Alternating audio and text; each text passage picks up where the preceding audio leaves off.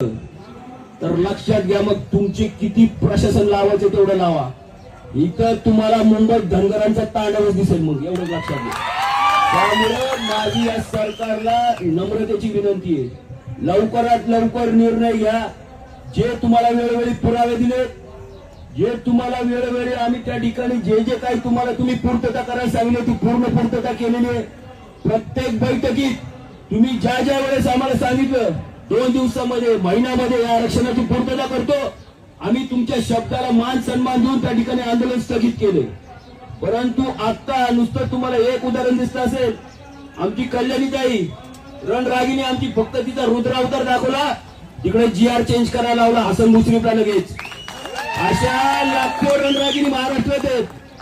एका रणरागिणीची एवढी ताकद आहे, लक्षात घ्या. त्यामुळे चुकून देखील तुम्हाला कोणाचा नाद करायचंय करा, परंतु धनगरांचा नाद करू नका चुकून सुद्धा. हे काय आमचे बोल बच्चन अमिताभ बच्चन नाही, हे खरं आहे ते सांगतो. या प्रत्येक धनगरामध्ये 100 धनगरांची ताकद आहे, लक्षात घ्या. आणि हे जर का एक धनगर पेटून उठला आणि तुम्ही सगळ्यांनी ठरवलं तर लक्षात घ्या, ही लढाई. आज मी देखील पुण्यावरून आलोय, काही तर भाषण ठोकायला नाही आणि इथं काय मुंबई फिरायला नाही आलेलो. त्या दीपक भाऊ आपला आज स्वतःचा स्वार्थ न साधता फक्त आपल्या महाराष्ट्रातील सर्व समाज बांधवांना न्याय मिळवून देण्यासाठी या ठिकाणी बसलेला. त्याच्या कुटुंबाची पर्वा न करता त्याच्या जीवाची पर्वा न करता त्याच्यासोबत तुम्ही शेकडो बांधव गेले 2, 3, 4 दिवस झाले इथं मुंबईत. आणि तुमची ऊर्जा आहे, जेवढी तुम्ही ऊर्जा देताल तेवढा दीपक भाऊ लढणार.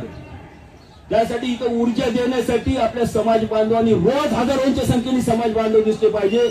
प्रत्येक समाज बांधवाला प्रत्येक गावात, तालुक्यात, वाड्या वस्त्यांवरती आवाहन करा. सोशल मीडिया असेल, आपण बघतो ना या सोशल मीडियावरती काहीतरी रील्स वेडे वाकडे आग वाकडे तिकडी करून अरे हे सोडून द्या रे बाबा. हे जे आपलं चाललंय हे महत्वाचं आहे.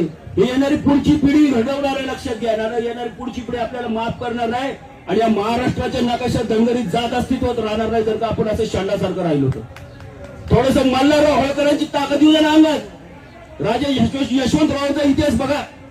आणि आपण जर का असं शांततेने कुठेतरी मुख गिळून शांततेचं आपण सोंग केलं झोपण्याचं, तर येणारा काळ आणि येणारी पिढी आपल्याला माफ करणार आहे. बांधवांनो, माझी तुम्हाला हात जोडून विनंती आहे, आता हाताच्या घड्या घालून शांत बसायची वेळ संपलीये. आता हाताच्या घड्या खणून 2 हात करायची वेळ आलेली, लक्षात घ्या. त्यामुळे आता सरकारने लवकरात लवकर हा आरक्षणाचा GR काढावा. आणि धनगर जो गेली अनेक वर्ष महाराष्ट्रातील कोट्यावधी आमचा हा बांधव या आमच्या आरक्षणाच्या अंमलबजावणीची वाट बघतोय, ते लवकरात लवकर आरक्षणाची त्यांची जी आतुरता आहे ती पूर्ण करावी आणि लवकरात लवकर GR काढावा. हीच माझ्या सरकारला